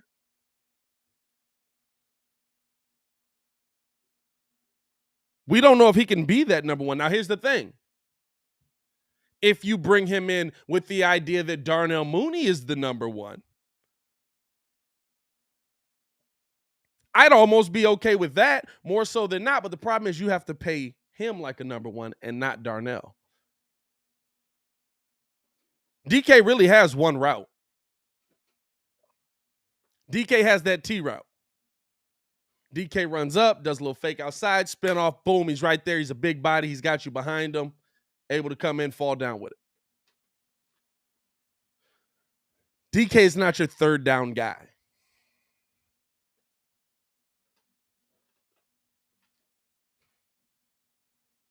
DK's big, DK's fast. DK is not your third down guy. He's not the guy that you're looking to go to. He's not the guy. And he's I'm not saying like he's a bad wide receiver. He's just a 2.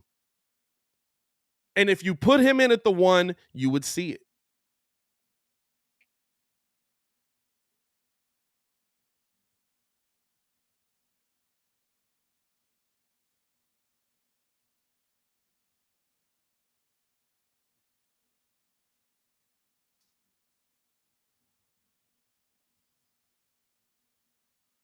And it's okay. You know what I'm saying? Like you need those guys. Listen, I've got a breakdown of a guy in the draft right now that might be the next DK Metcalf. Why? He's big, he's fast, he can catch the ball, and he's 6'4", 208. Christian Watson. You don't overpay for guys that when somebody changes what they're doing, you disappear. I've watched a lot of tape on DK Metcalf because everybody was going hard on DK Metcalf.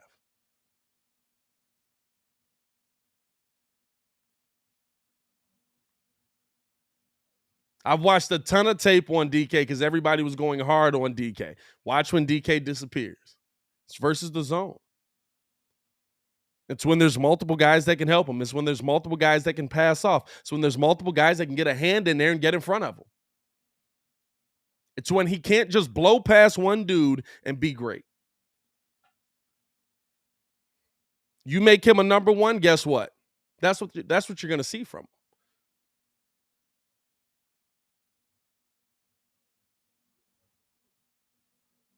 And somebody's going to overpay for him 100%. Somebody's going to send that draft capital, send whatever that pick is. Somebody's going to do it. I don't want it to be the Bears.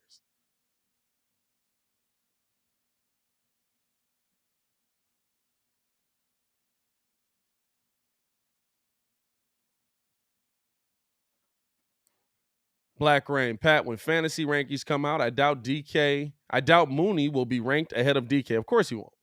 DK has big playability. That's fantasy.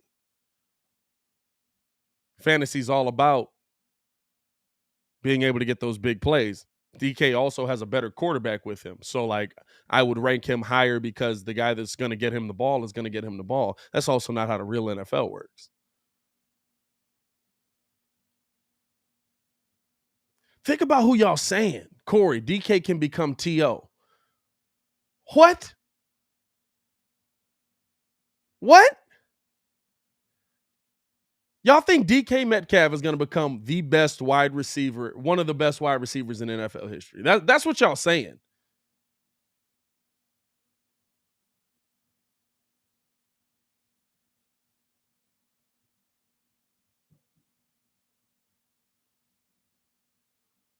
Like, honestly, like, y'all think DK Metcalf is going to become one of the best wide receivers in NFL history? Have y'all watched DK? Like, look past the fact that he's just large and fast. Look past the fact that he ran down Buda Baker. Look at his tape. DK's really, really nice. You can be really, really nice and be a 2.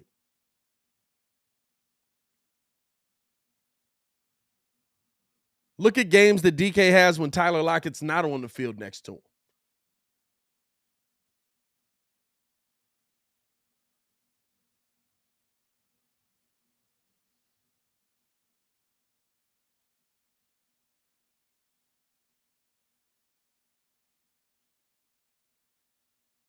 You know what I'm saying? Like look at I've actually looked at DK's tape. And for me, like, yeah, he's huge. He's great. He can get out there. He can box out. He's a big body. Guess what? That's why he's getting these touchdowns down in the end zone. And that's cool. I like that. But you need somebody at your number one that can get you down to the end zone. Now, if you feel – now, listen, Darnell Mooney actually ranks above Tyler Lockett in a lot of receiving categories. So maybe you feel that that's something that you already have on this team.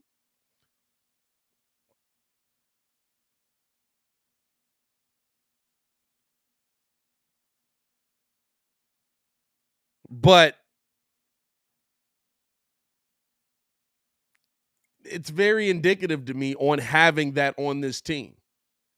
It's very indicative of you have to have your number one be Darnell Mooney. You have to have your best player on the field be Darnell Mooney for a DK Metcalf to work here. And I'm if Darnell Mooney's my number one, why am I paying DK as my number one? You know what I'm saying? Like, if Darnell Mooney's my number one, why would I pay DK to be my number one? You can't teach size and speed, but what are you going to fall back on when speed is gone? Size will always be there. But it's about size, speed, and hands.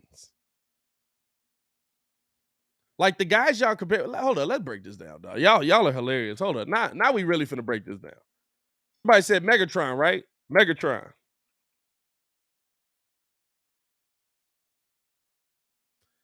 Let's get into this. Boom, Megatron, Pro Football Reference.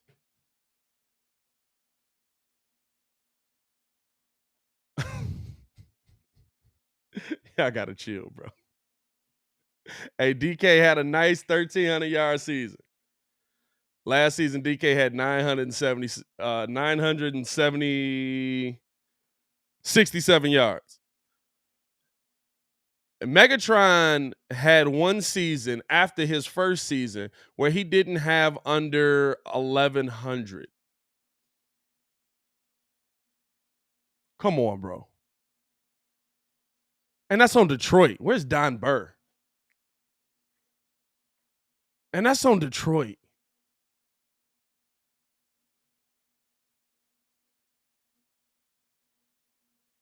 Dog, what are we talking about? Bro, come on, dog.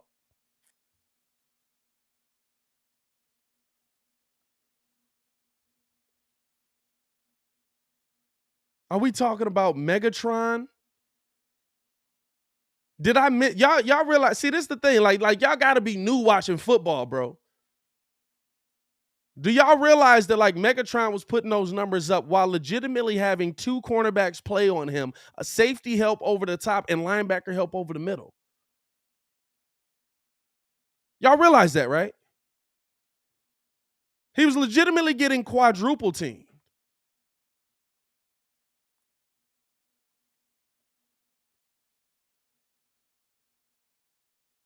He was legitimately and he did everything. He did everything. He did everything. He was a great route runner, had great hands, had great go up and get it ability.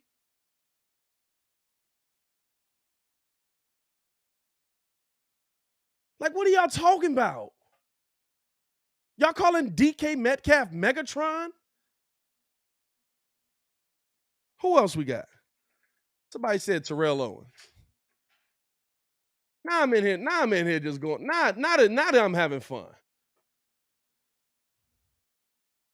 Terrell Owens.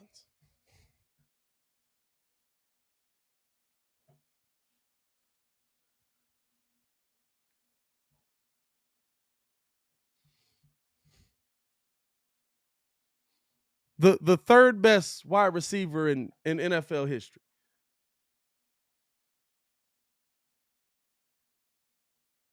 Third best wide receiver in NFL history.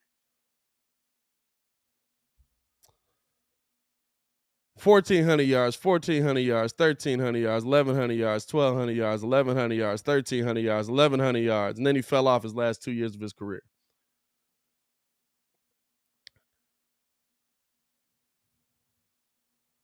Yards per catch actually pretty similar. I'll give you that. Till T.O. was getting like 16 yards per catch.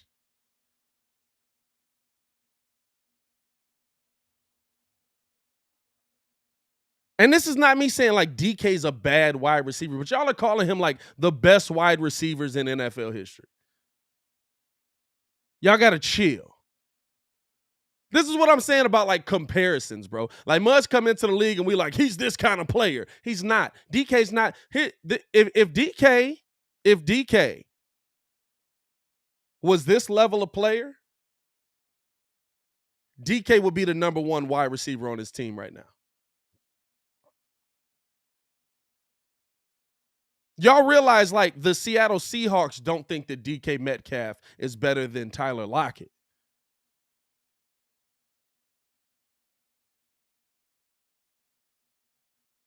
Y'all realize like the Seattle Seahawks don't think that DK Metcalf is a number one receiver over Tyler Lockett right now, right?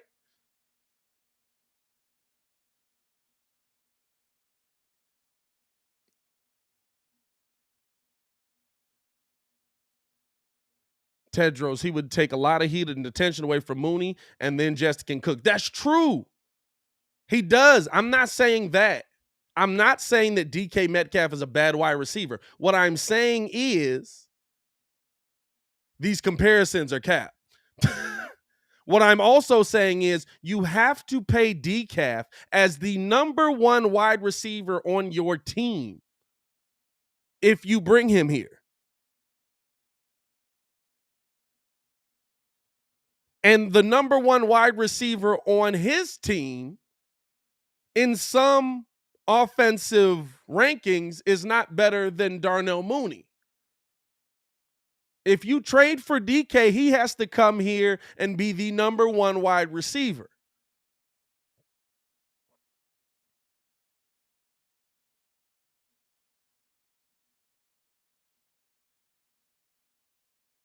Jaden Taylor. So you think Mooney can be a number one? I don't know. Maybe. He's comparable to Tyler Lockett. Tyler Lockett's 5'10". He's very comparable. What a play. Oh, why'd you fall like that, brother? He's very comparable to Tyler Lockett.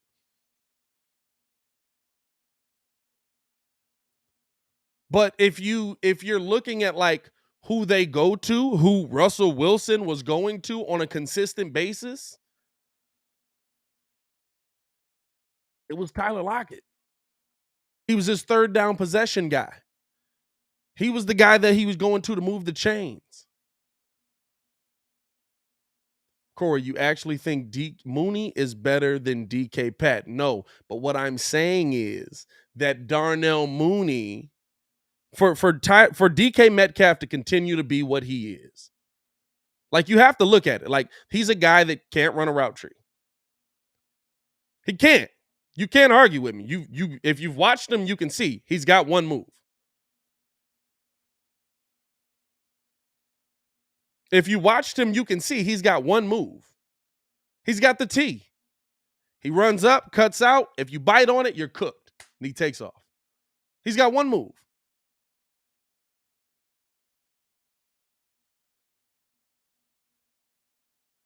If that move works, he's doing great. That move works in man.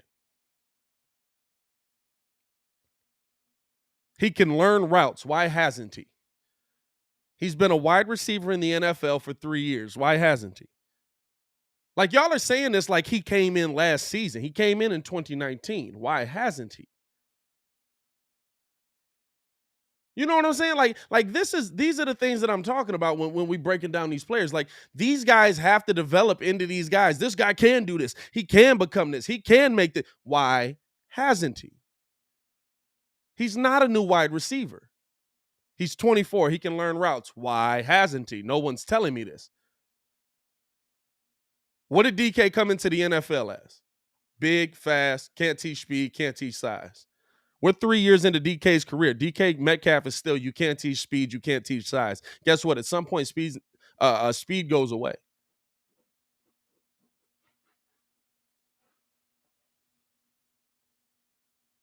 Now, I'm not saying DK's bad, but your number one needs to be your third down guy. Your number one needs to be the guy that, hey, can you be a possession guy right here? I don't know if Darnell Mooney's that. But I wouldn't go overpay for DK Metcalf because I think he's that when I don't. He's not.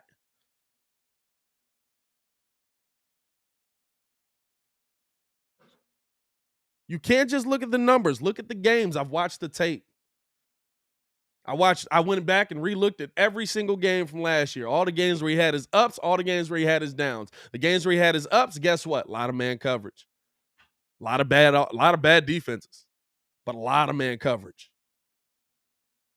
Those games where he has his downs, the better defenses in the NFL where they're sitting on him. Where they're playing zone defense.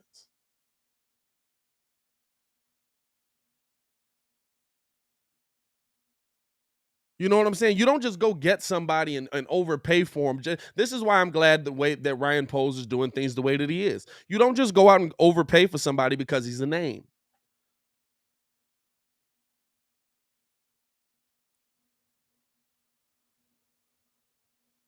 He's going to command number one money.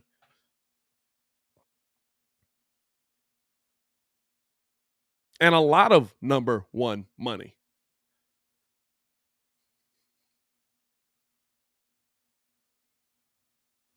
Whoever trades for him, you're going to give up multiple. First off, the Bears don't even have the capital to go get him. That's the first thing anyway. But you're going to give up multiple first-round picks to go get DK Metcalf.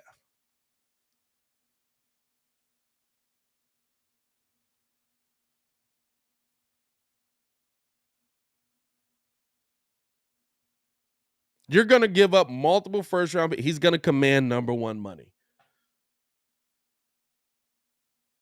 And I'm not in the business of, hey, and I don't think Ryan Poles is either. Hey, go pay this guy.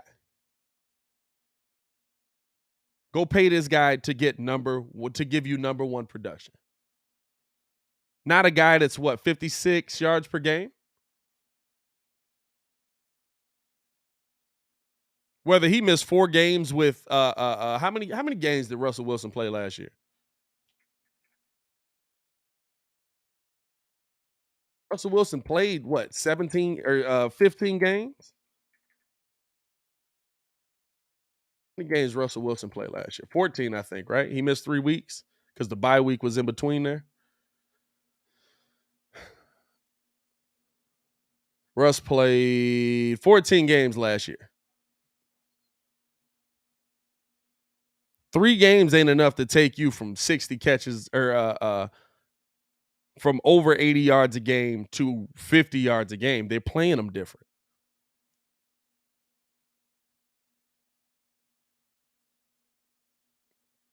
Now, maybe I'm wrong. Maybe DK comes out and he proves that he is that guy. Maybe DK comes out and proves that, hey, but even so, you got a lot more problems before you even get to the wide receiver position. Don't believe that. Listen, you know what makes the Bengals Super Bowl champions this year? If that left tackle was able to hold up for more than 2 seconds. Because Joe Burrow's that level of player. Because Joe Burrow dropping back and putting the ball up is really good. Because Jamar Chase had cooked them. Like, don't think that that's the norm. Hey, there you go, boys. There you go, boys.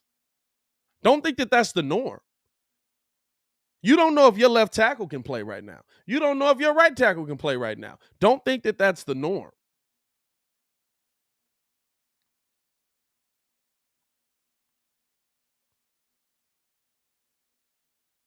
Jefferson is a different type of wideout. Don't compare them to. I mean, there's a lot of dudes I'd pick before I pick DK, honestly. Is DK top 10 for me right now? I'd still pick D-Hop over DK. Devontae Adams, Justin Jefferson, Jamar Chase, Stephon Diggs,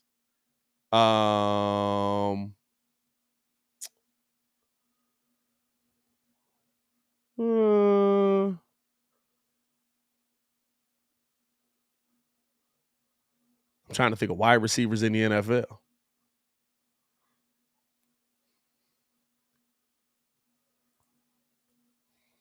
That'd be my problem. I'd be trying to have these moments where I'm the Tyreek Hill. I'd take over DK.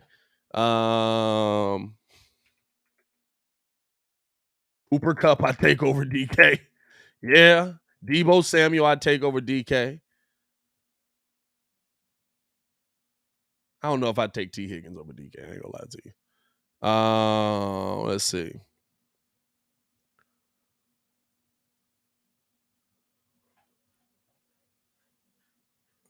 I take I'm for real, dog. I take Tyler Lockett over DK Metcalf. I really would. Taking Chris Godwin over DK. Taking AJ Brown over DK.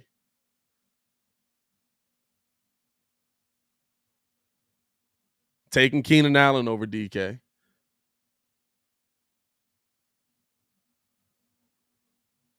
Taking Mike Evans over DK. DK far on the list, bro. DK far down on the list, bro. Y'all, we talking about DK. We comparing DK to some of the best in the best ever. Bro, that's a lot of people over DK for me. It's a lot of people over DK for me, bro.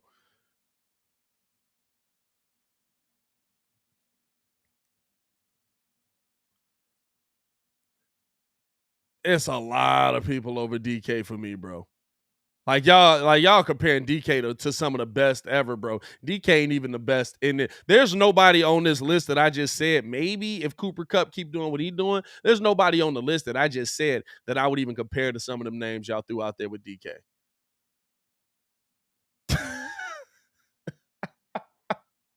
Mug said Megatron, Terrell Owens, Pat. He is young and already a Pro Bowler. Okay.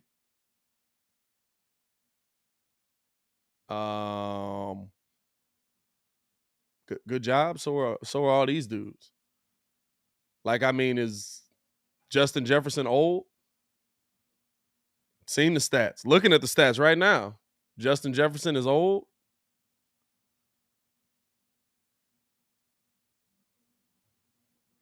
You know what I'm saying? Like, now that's a comparable right there. That's a comparable. John, shout out to you. He's more of a Dez Bryant. That's a comparable.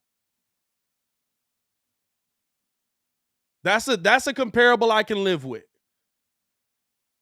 Y'all went to the best ever to do it. You know what I'm saying? Like that's the thing. Like I've told y'all, bro, I don't do that. When y'all doing the comparison thing, when y'all doing the, you know what I'm saying? To Darius, y'all talk about people who aren't on the train rumor. This has nothing to do with this. Dog, we were talking about the ranking. The Bears have no shot at going to get this one. If y'all think the Bears have a shot at going to get him, y'all are sorely mistaken.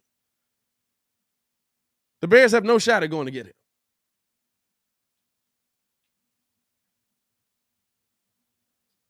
DK burns Gilmore and Ramsey. How many times Tyler Lockett and AJ Brown have burnt those two corners? DK numbers versus Jalen Ramsey. That's actually a good one. I'm pretty sure Jalen Ramsey was effing that man up.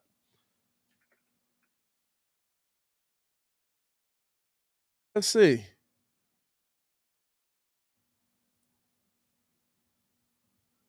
DK and Ramsey by the numbers. Hey, my boy, that ain't the one you want to do. Ooh, god dang. Hey. That ain't the matchup you want to do, my boy. Hold up. This is 2020 though. But 2020 was his best season. Week 10, 0 catches. Week 16, 1 catch for 11 yards. In the wild card game, he had 3 catches for 33 yards. Yeah, that ain't the one you want to do, bro.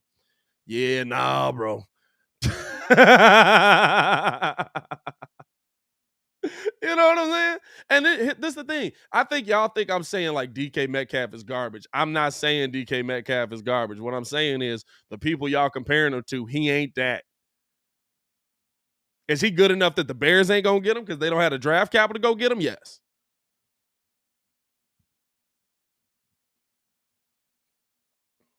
Hold up. I need Stat Muse. Where's Stat Muse at? DK Metcalf. Give me I got to put in the whole thing. Verse Jalen, because I want to know what I want to know how many times DJ Metcalf. Yeah, that's great. You're not gonna tell me what he did versus Jalen Ramsey? Okay. They just showing me the 2020 season. I was trying to see what he did against him in 2021. I guess I could see it. I guess I can just actually go to the specific game. What would that be? That was Rams versus Seahawks. They didn't make it to the playoffs this season. Or did they not play him in 2020? They had to play him. They had to play him. Oh, maybe put 2021.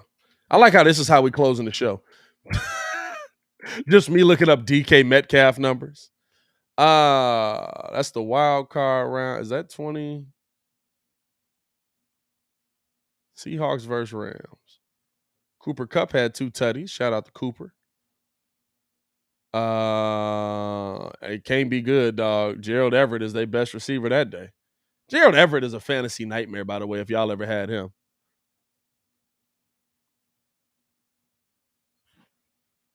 Let's see here. What did DK do that day?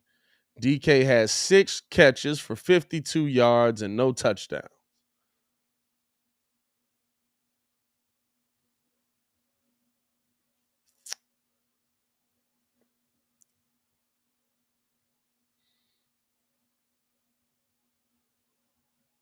I mean, these are the guys that we saying are the best ever. You know, we calling him one of the best ever.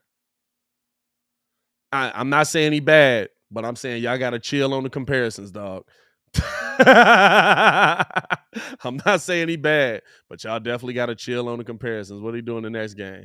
DK at 5 for 98. Next game, nice. 5 for 98, 2 tutties. He ain't mid. I'll never say he's mid. He's not. What do he do next game? Seahawks. Wild card round. 5 catches, 96 yards, 2 tutties. Nice. So that's this season. He did good. He did good against him this season. 58% completion rate. Yeah, you know, that's getting in the right direction, but yeah, I don't know. Hey man, I appreciate y'all for sticking around for this conversation. Because y'all know, first off, it's all love. Y'all know I respect everybody's opinion in here. We just looking at the game a little bit different. You know what I'm saying? But it's probably a no-go for DK Metcalf coming in here. But man, hit that like button, subscribe to the page. We do talk Chicago sports daily on this channel. We don't want y'all to miss a thing, so make sure that y'all hit that bell. We will be live tonight for the Bulls versus Charlotte Hornets game. So tune in with us on that, man. Hopefully the Bulls get a dub tonight. We'll be live for that and the post-game show. What else we got coming? Oh, make sure y'all hit that like button. And if you haven't subscribed to the page, subscribe to the page, man. We're giving away the Ayo Dosunmu jersey at 13,000 subs. And we are over 12.6 in here right now. How many subs we sitting at, man? We got a solid 12.6 in this month. 12,611. So we will be qualifying 2 more people for the Ayo Dosunmu jersey tonight on the post-game show. So y'all get in tune with us on that as well, man. Appreciate all the love you guys have shown. Appreciate all the support. As always, man, it's your boy Pat the Designer back at it again. Y'all stay safe out there, Chicago. Peace.